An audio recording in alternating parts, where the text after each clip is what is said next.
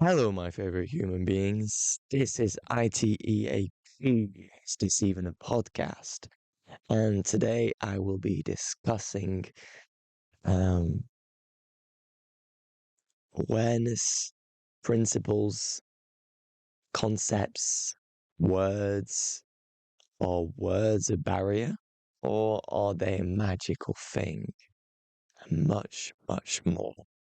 My fellow friend Tristan in this brand new episode of Is This Even a Podcast? It is recommended that you wear headphones for this. I mean, Tristan started filming this with his iPhone, and we understood that it stopped after 20 minutes. So I'm just going to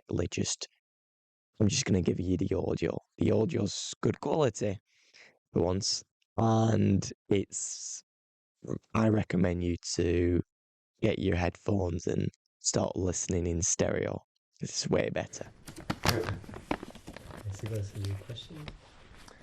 Some notes? Okay, so hello everybody to this episode of ITEAP. I don't know what's the number of the episode. I've lost count because I've done one with my friend Edgar that I never published because it's nothing personal with Edgar or with what I said, but I didn't really feel like it was. I post these videos when I think authentic. Authentic.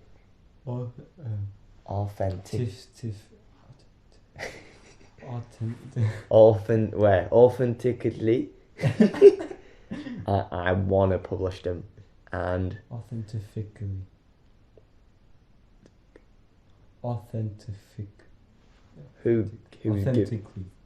authentically. Ah. And I didn't really feel authentically driven to post it. I still love you, Edgar. And then I did one on my own that I never really finished. So I guess we're ITAP 7. Is this even a podcast? And it's been a freaking while, geez. It's been a really, really big while. I think last time I did it, it was like, it's pretty mad. It was 6 months ago. She's not talking to us. Yeah. Last time I did it, I think I was talking about how creativity is like incredible, and I haven't been much creative in the last 6 months. No, I can't really believe it was 6 months ago. Well, who cares? Today I'm with Tristan, and I'm doing this episode because it was the episode with the most views. No, I'm joking. But it is the episode with the most views, an honest conversation between two human beings. And I really enjoyed doing this. And I wanted to do this episode with you today because I was watching, watching an episode of Rick Rubin and another doctor that I really like. And they were talking about creativity. And as another guy I really like, but I always forget his name. I see him on my Instagram feed, and he always like screams to people, and he's got his eyes closed, and he always says like, if you're not passionate in what you're doing, stop it. Stop, because somebody that's really passionate will want to be in your position. So stop. And I really resonated with that. And in the decisions, or the illusion of the decision I'm making in these past couple of days have been, am I really passionate about this? Am I really passionate about having this conversation? And when you feel that passionate idea, go for it. And so it's being creative in everyday life. And it's pretty weird to say that, but like even seeing this person or having this activity with this person is a creative way of seeing life. I was supposed to see a friend tomorrow night, and we were supposed to walk and talk, and I was like, no, I want to go to cinema. So I had this passionate idea. I was like, why not? A bit scary for the type of relation we have. I'm like, let's go for it. And while watching the episode of Rick Rubin, I was like, I want to do a podcast with Tristan. I want to talk honestly with someone, and I don't want to be the center of attention. So I've got Tristan today. How are you, Tristan? I'm alright. Are you alright? Yeah. Alright. I've got nothing prepared today. I'm just going. Nothing. I was watching the podcast, and some things really, really resonated with me. Ideas. Concepts. No, just things like insecurities are only a hindrance when it stops you sharing what's in your heart. Things like that. But I wanted to know how you were feeling, and I don't know, I just wanted to have an authentic conversation on how you're feeling, how your experience is going, and I wanted to really just listen to it objectively. Okay. You don't need to go into Yeah. nitty ditty personal. I've been having a human experience. Yeah. A lot of being, so involved as the first person actor Mm-hmm. in a lot of different areas of my everyday life. Mm-hmm. School, Mm-hmm.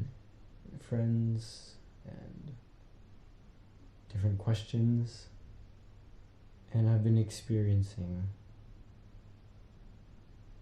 that full-on, intense, everything. But trying still to be aware that I'm experiencing it like that. So, yeah. How is it different to another experience? What's so unique well, to the it's- human experience? I think, first of all, it's different because I'm still trying to keep a conscious, Way of seeing things. a conscious, checkpoint. Yeah. Every so on, I try to log back in, To what? to not the first person perspective anymore, but more of the omniscient point of view. I'd say at least once a day, have that moment of realization. I know for some people it's different kind of activities. It can be through meditation, can be through walking, exercise. What's the activity that helps you get grounded? I think what helps me is what I decided helped me, which means habits. Okay. Some habits are associated with taking that step back, and as I do them, I automatically remind myself of that state of being. And so that could be it happens in different places at different times, but It's in realizing that your Yeah, action it's is a habit. it's like making my tea every night before bed. What kind It's of kind tea of you like drink? a green tea. Matcha? No, like jasmine. Okay, Yeah. jasmine. I've never tried it. It's an anchoring action for Okay. me, which means that every time I do it, it's not I do it because I want to anchor myself. It's the fact that I do it is associated with anchoring myself, and so I call that a pretty positive habit for me. because it enables me to make the bridge the gap between that unconscious action and the realization of it. The way you're formulating it, it's giving me like good vibes, exciting vibes in the sense of we've talked about it. Guess it was a week ago we saw each other. Sunday. Yeah. Right. What did we do Sunday? Skateboarding. Oh yeah. Oh wow. We said to each other, experiencing the human experience, and the fact that the how you formulating it is, it's like you're playing a video game and you're coming back to the lobby. Yeah, exactly. And there's this sort of sense of reassurance in the madness of the human experience to have this moment of, oh well. I guess that's exactly it. Well, I'm not gonna. The human experience will not get the best of me. But at the same time, in the day, it will. But I'm just bridging the gap to consciously remind myself that there is more than this human experience. Mm-hmm. Yeah, that's it. Basically, that's it. And even though there are times where sometimes it goes on for maybe a couple days without me realizing, there's always a moment where you get back to it. And so it's like there's a trust in the way that I can fully live that thing and unconsciously trust that I'll at some point in the near future come back. And why do you say come back? That's a good question. I'm interested in that choice of word. I think it's because in my head it's like I picture it like kind of like you said, it's like you go into the experience and then coming back to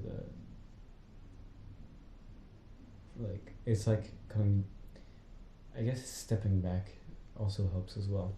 It's like being in the core of the action and like the acting, talking and moving and doing the things, and then stepping out of the zone, and coming back again.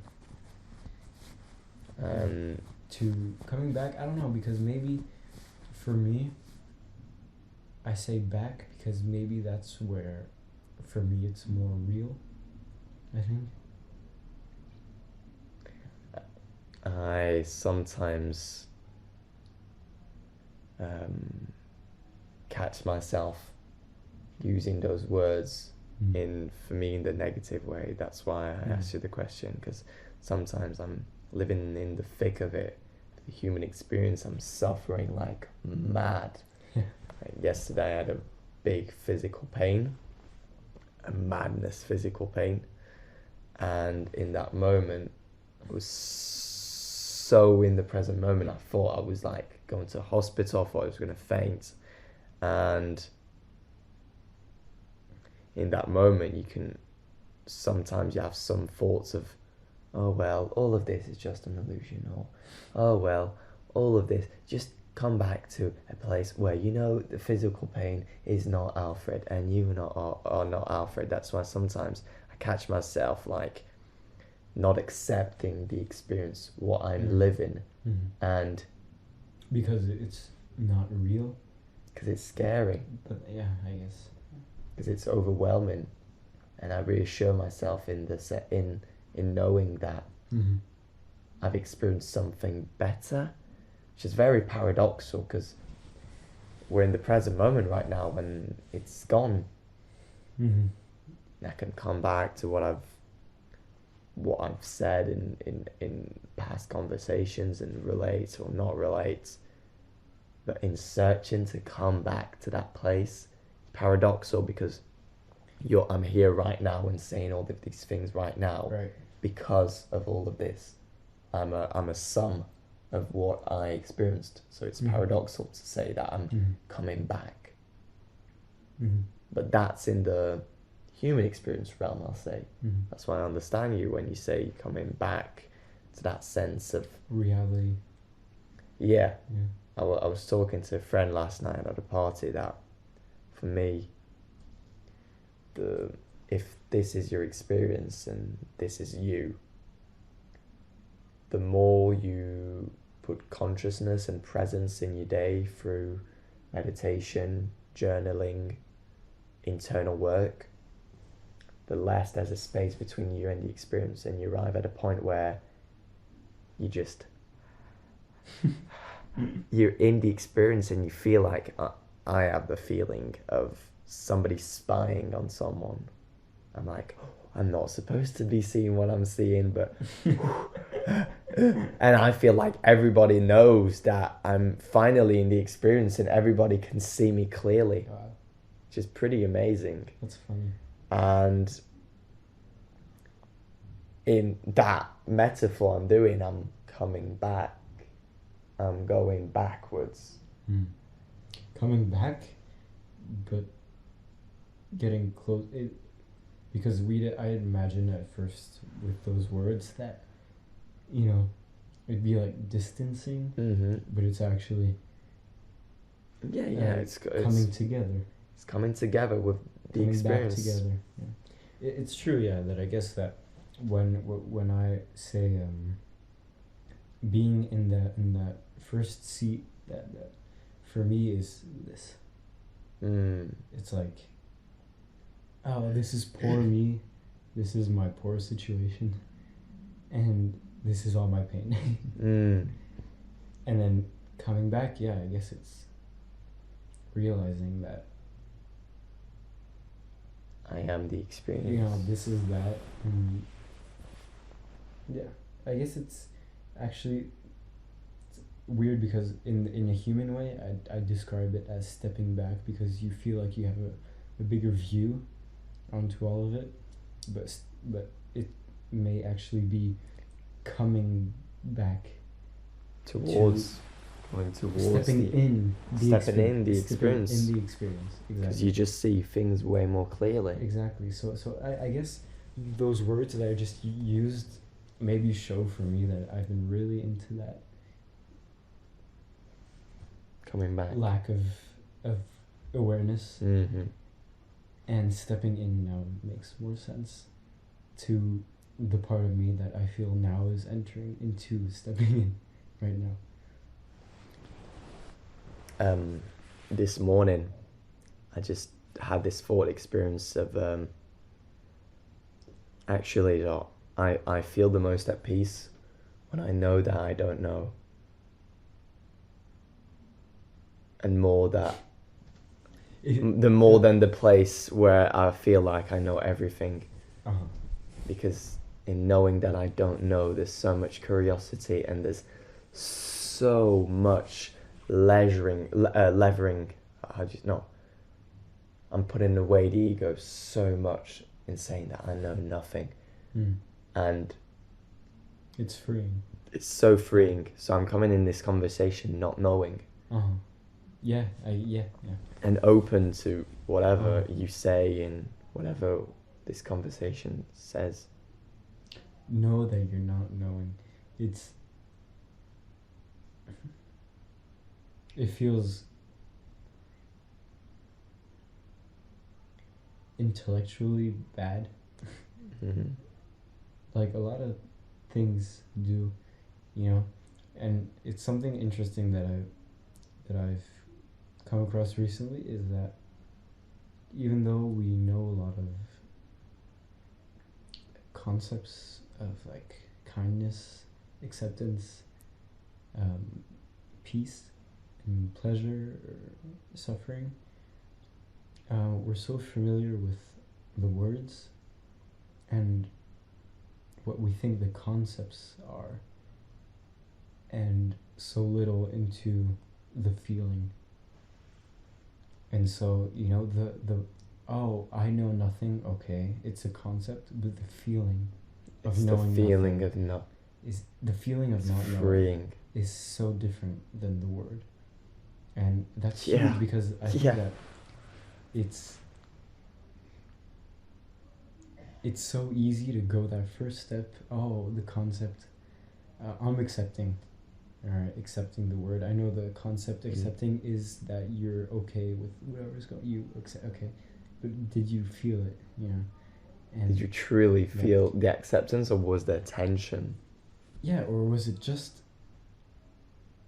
your mind being like, I know acceptance, and not actually being acceptant, being with the acceptance.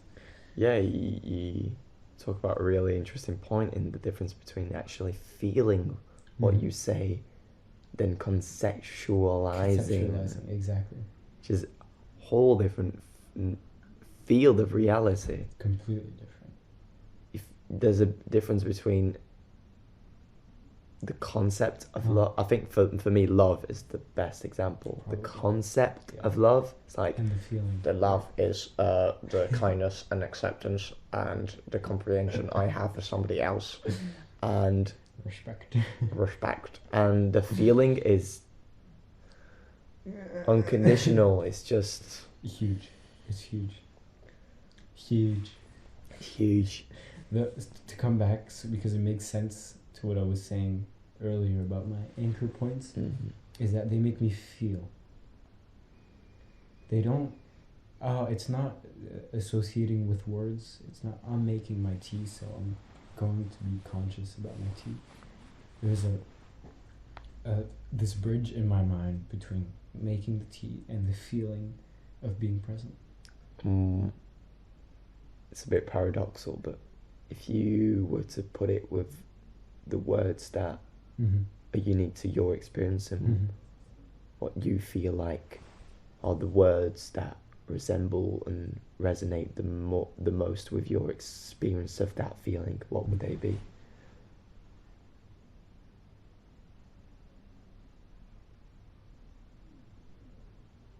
And if the answer is no, well, it's kind of yeah. And that's, oh my god, it's... The answer is nothing. Not nothing. Because it's not. Yeah. Do you think we say this naturally because we have a lack of vocabulary? Because when I read like The Power of Now of Eckhart, or Why Buddhism is True, or Ram Dass and all that, they pinpoint quite exactly what I can feel. Yeah. So in a sense, we could explain and describe it, but we're not arrived at that point. We could explain it, but could people understand it? I think that's the question. Because not really. I'm sure that I could explain it in a way that makes sense to me, but will make sense to someone else. And that's the question, because I think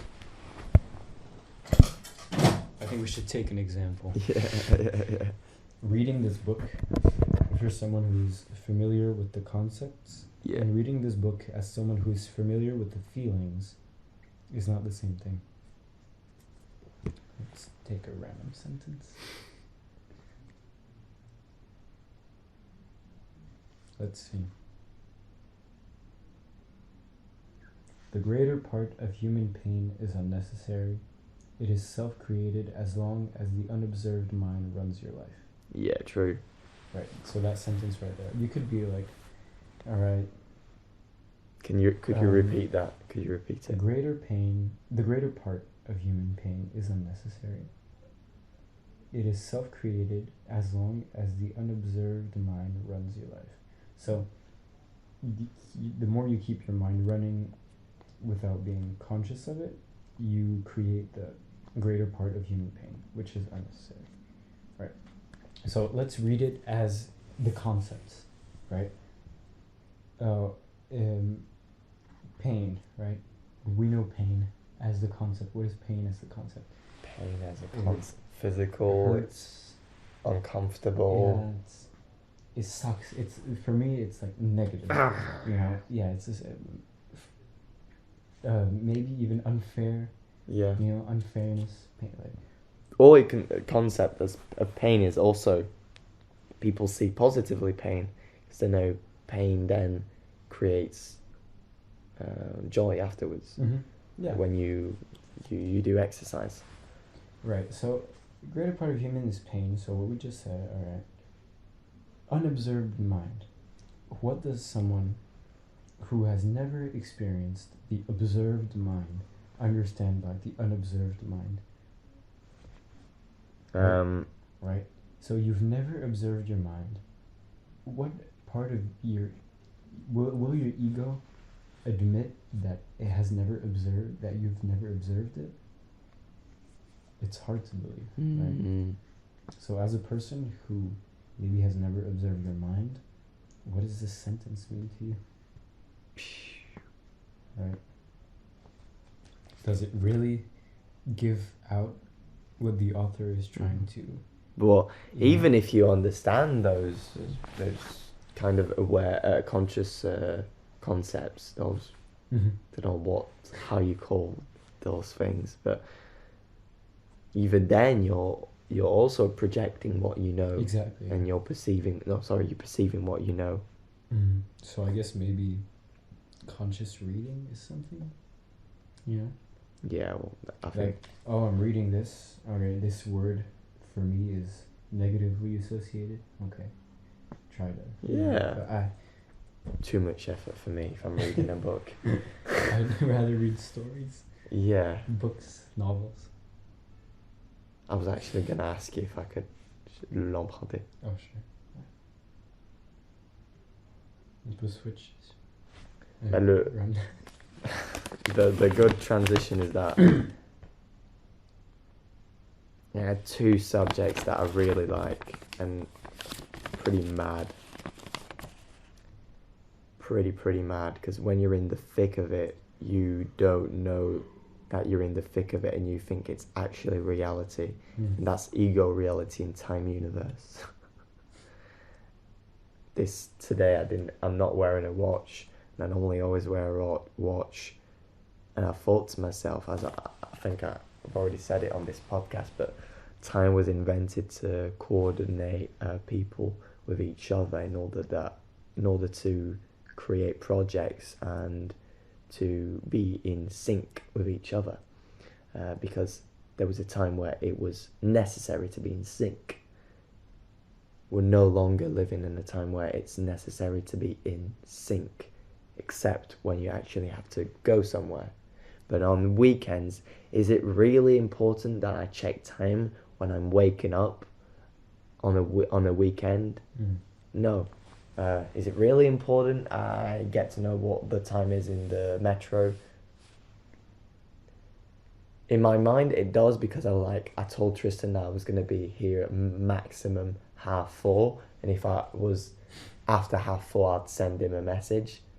But even that, oh no, I'm saying that because then Tristan needs to go somewhere at 6.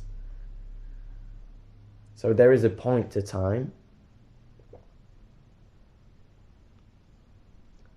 But I think we use it unnecessarily. As if I could go as far to say that, is it necessary that Tristan really goes to that place at 6 o'clock sharp? Maybe if he goes later,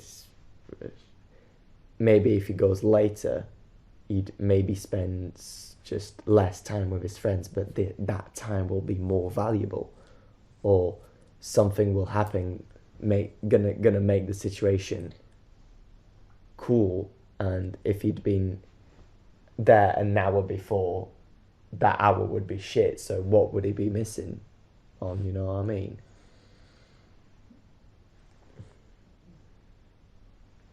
Here's the problem: is that the basic... everyone is under time. Yeah. And so, for example, with a group of 10 people, or whatever, no, you're meeting one person for something at 6. and you're aware that that person has that conceptualization of time, right? Mm-hmm. If you're late, then it's a lack of respect, or Yeah. whatever. So, I guess it's okay to play the game when it involves. When it's important to play the game. Yeah, when it's important to you and to someone else. Like, for example. But yeah, it becomes a reflex, and like you were saying, Creates unnecessary suffering on the weekend, and then being like, okay, now I have 1 hour left for this, and then I need to eat before that time because otherwise it doesn't make sense. If I eat after 2, is it really lunch? Yeah. But yeah. That's the thing. It's I always I was watching this episode and Ruben was like, get in sync with the planet. Does the planet have time? Strangely, it doesn't.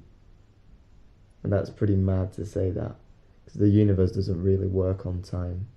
We said that this was 5 seconds. It's not universally accepted that that is 5 seconds. Like, who said that was 5 seconds? Like, who said that was 1 second?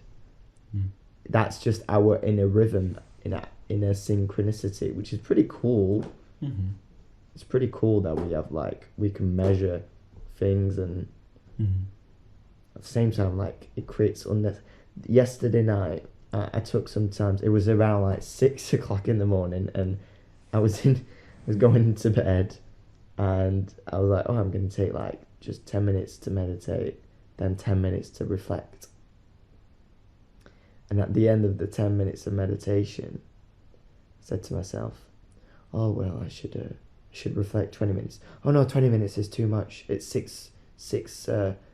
past 6, and that means I'd be going to sleep at 6:30, and that means that I'd only have 6 hours of sleep, because because it's too late to wake up at 2 on a Saturday. And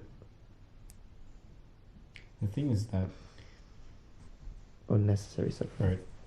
You come home from school or work or whatever, and then you have nothing like work related, anything to do anymore, and so I guess you have, like, you know, a wide range of activities that are in front of you, and I think that in that kind of situation, it's important to let go of time, because if you pay attention to it, you'll know what time is right. Exactly. Yeah. It's like, you can't say like, alright, so I'm gonna do 30 minutes of music, and then 1 hour of reading, and then 10 minutes that will shower, satisfy me. And then like and like maybe you'll want to do more music, and so you'll do 45-minute music, and then maybe you'll go to bed later, but the next day you'll be tired, so you'll listen to yourself and go to bed earlier. So, you know, and I think that if you really listen to, you know, your, I don't know what it is really. Whatever that passion Instinct. Passion. Yeah, the passion, yeah, I guess. Then there's no need for time if it doesn't involve synchronizing yourself with other. But even that, I find it pretty beautiful when you like can just say to somebody else like, oh yeah, let's meet there, and you just I've sometimes done this. I did it once where I'd put an alarm at 4 o'clock, because I know I'd be seeing this person at 4:30, and I didn't look at time all day, and I just had this clock ring, and I wasn't really surprised. I knew it was kinda around 4, but at the same time I had the freeing experience of just, you know, that really makes sense. being in the present. Yeah, for me, if like realistically, I was watching a podcast, so I had the time, and I knew at what moment I should just go. But what made me stop the podcast and actually put some shoes on and put some clothes on and go is I just knew it was the right time to stop the podcast. I could have continued 5 minutes more. But, the thing is that it's hard to be aware of that. Yeah. Because you'll spend right, okay, I feel like watching this one video that I saw came out and that's interesting. Okay, so 10 minutes, right? And then you need that consciousness to,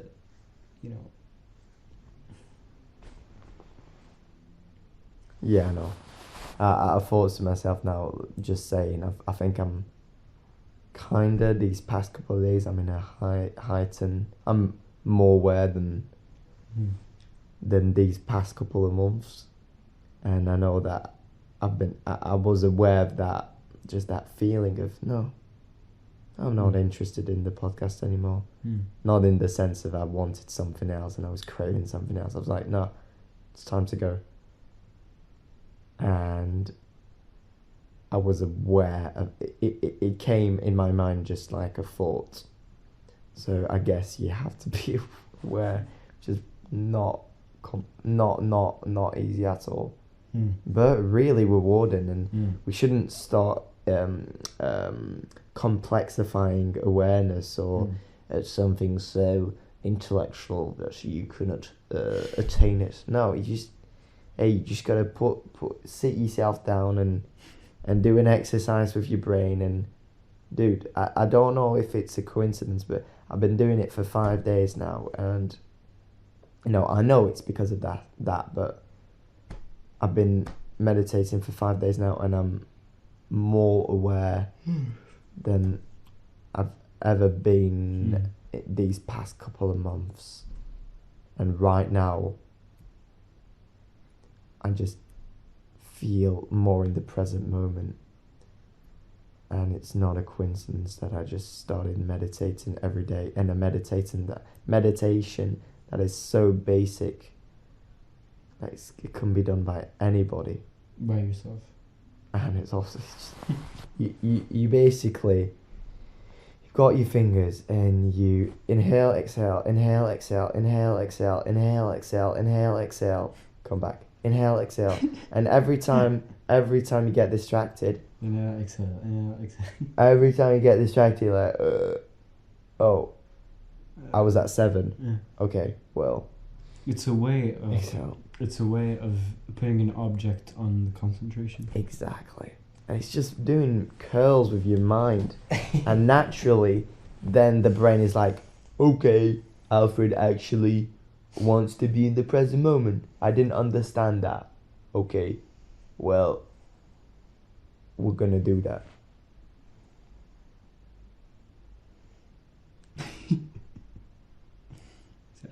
I did it to I'm doing this meditation.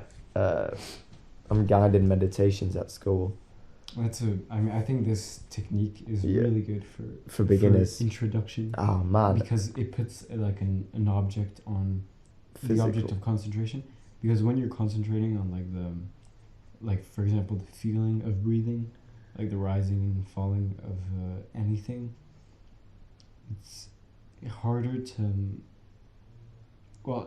it's harder to concentrate on, first of all, even though I think that ultimately it's the thing it's the most centralized thing you can do. But this is that gets you closer to awareness, to the human part of us. It's like, all right, I have to concentrate on these fingers, and when I've been distracted, I realize it because I've lost count. Or that I'm just, my fingers have stopped. Yeah. And you're like, oh. Oh, right. And then what did I have for lunch? And then that's good. It's fun. I think that's a good example. And then you could slowly transition to... In the mind, next. An object that doesn't require the physical. moving the physical body. Yeah. It's just, I always do this when I'm. It was because of I did a space cake with my friends, and I remember in that moment I was very, very, very, very, very aware, and I looked at my fingers and I chose each time which finger I was going to bend, and when I'm not aware I do it. When I'm not aware I do it. And it kind of helps me synchronize my mind and my body. And then you just feel your wrists. I like it. For me, I guess that's walking. Yeah. And walking is such a good one because we do it all the time. Have you ever? I sometimes when I run, you realize that you're running and you're like, what the fuck? I'm not doing anything. I'm not doing any effort, and I'm moving.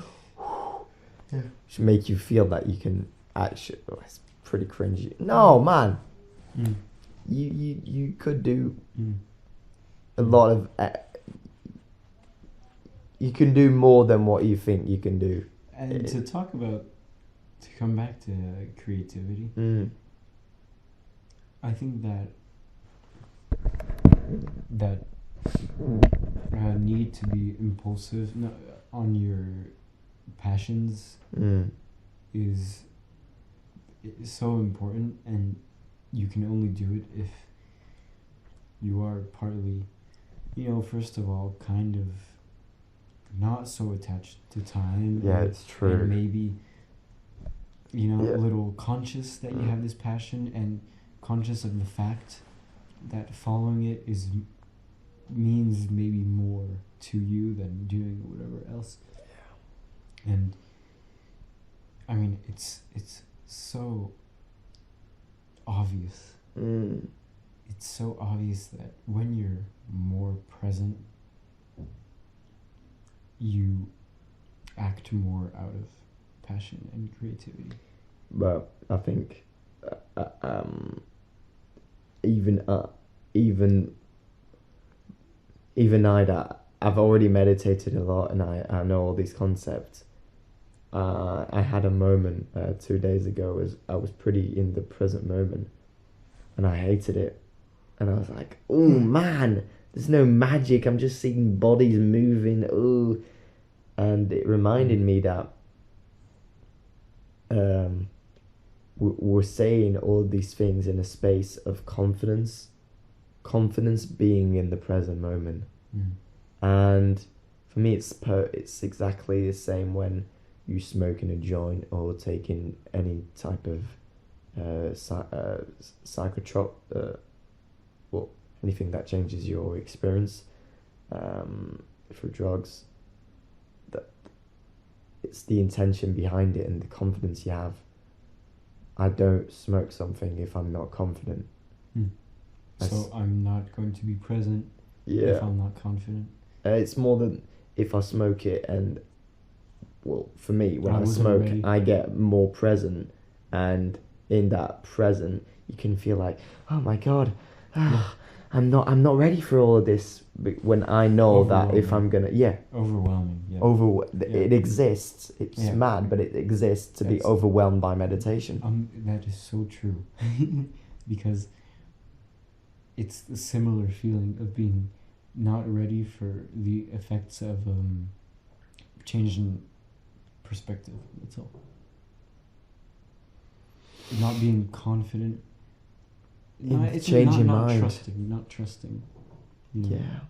And so if you don't trust the object that is going to change your perception, whatever it is, if it's meditation or substances, it's the same thing. And that's why I think I agree, because I've felt that already. I felt like a anxiety of being present. Because you can see all of a sudden. Because you're here. Those things, right? You're with the experience, and you can't escape it. It's so real. Yeah. You can feel yourself breathing. You're like, But with confidence, it is incredible. With confidence, it is mind-boggling. So it is true that we always say all these concepts, and when I talk to people about all these concepts, I'm thinking it's pretty sad. Actually, it's pretty sad that I'm realizing more and more that. And same goes for the this conversation. For me, it's sometimes sad that I know that people won't experience what I'm experiencing, but at the same time, what they're experiencing can also be great, and I could be missing out on something. But to know that sometimes I felt so clear and free in what I know, and I'd love to just share this with other people. So I think that meditation is such a great activity to do, because it can kind of show something. At first it can show something really different in everybody, but then the more you do it, the more you realize that at the end of the day It's the same thing. Yeah, it's you're not the breathing. There is no more identification, therefore there is no more difference between you and the other. You are consciously choosing to be somebody else. I mean, if you're experiencing the same thing, then you are the same. And so meditating together is becoming the same, because you're experiencing the same kind of thing. You will never experience exactly the same. Like, scientifically you won't, but in the experience field you will have the impression.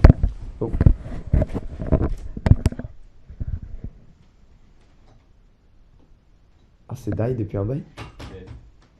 Dead battery? Well, we still have the sound. Ah bah tu mettras des images. Ouais, exactement. Chewbacca.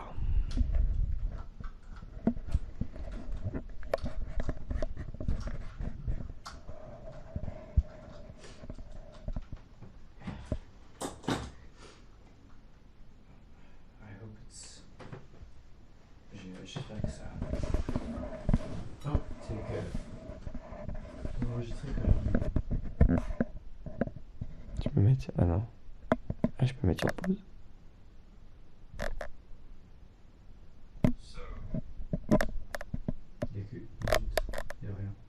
Il y a qu'une minute. Il y a rien.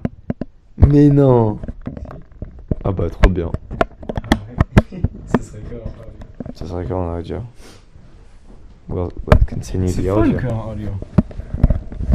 And that, my instant reaction is genre, the public will click out. It's alright. Now I was gonna say something really reassuring that kind of scares me sometimes. When the doctor saw the conversation between Ruben and the doctor said, "Oh yeah, you said insecurity is only a hindrance when it stops you from sharing what's in your heart." And Rick Rubin was like, "That's an incredible. These are incredible words." And the doctor said, "Oh, you wrote them." And Rick Rubin was like, "Oh well, really?" And then he explained why he had this reaction, because if you don't know who Rick Rubin is, he's a famous hip-hop producer that works with the artist to show the artist what they really want to give authentically. Authentically. Oh my. Authentically. What they want to show authentically. And Rick Rubin always said that when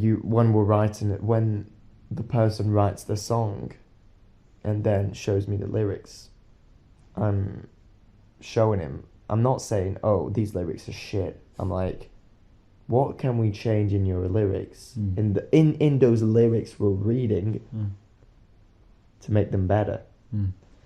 And all this to kind of say that Rick Rubin really detach himself from whatever he creates. When it is created, it is no longer him. I think that's really And important. so when, like, just before this, we realized that it was never recording, the video was never recording.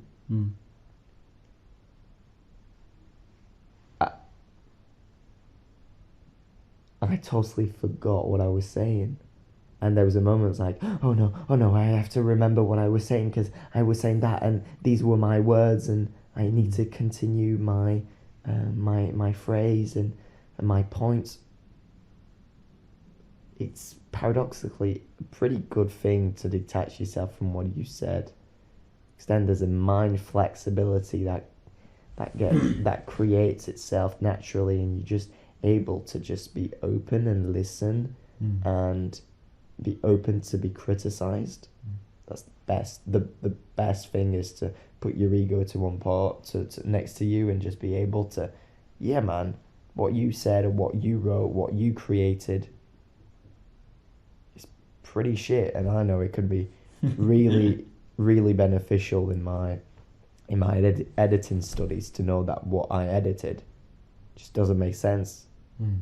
And that's why our teacher always says to us that every 10 minutes just step away and watch what you just did from 10 or 20 5 meters, and just get into that space of seeing what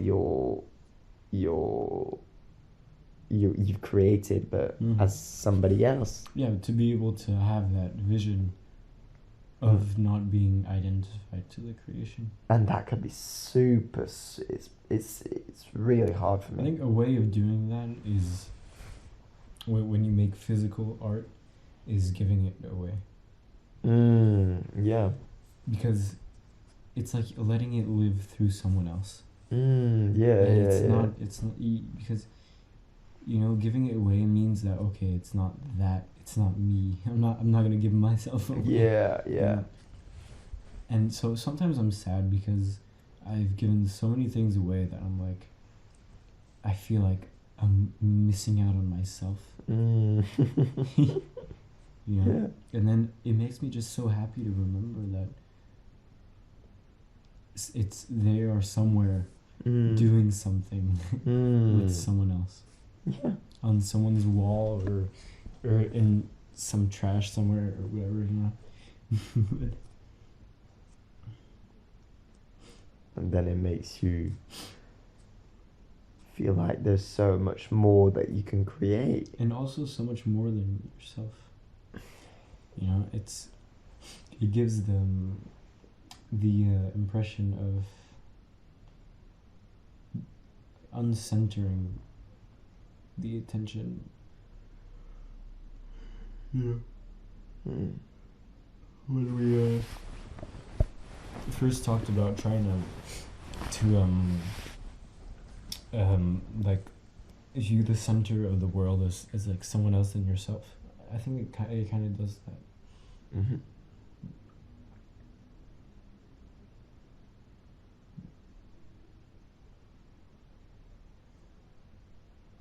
I feel like it's a good moment to end the podcast.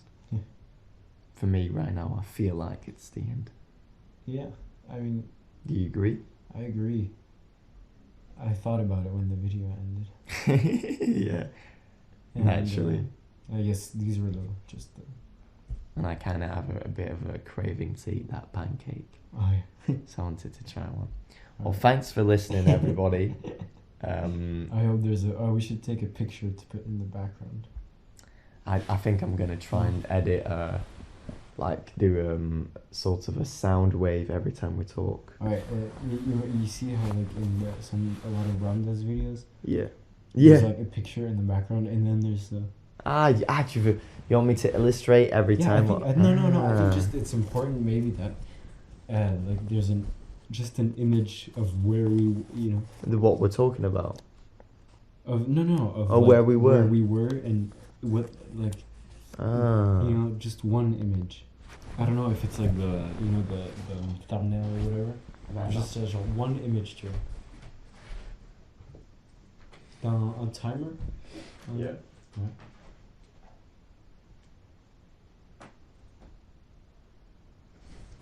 I think it's fun, you know. Yeah. And maybe you could like sit in the background or just, you know. Come on. Follow me.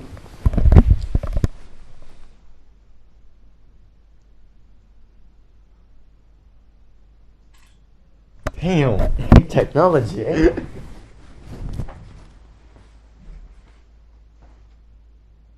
Hey.